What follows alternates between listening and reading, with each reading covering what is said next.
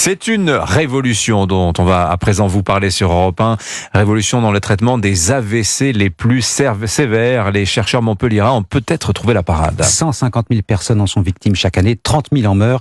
L'équipe du CHU de Montpellier vient de découvrir qu'il est possible de sauver les patients les plus gravement atteints, chose impensable jusqu'à présent. L'étude vient d'être publiée dans le très sérieux New England Journal of Medicine. Explication Mélanie Gomez.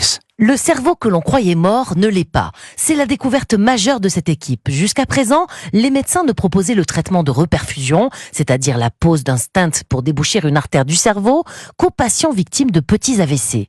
Mais ces médecins ont décidé de tenter le coup, de proposer ce traitement à des patients bien plus sévères.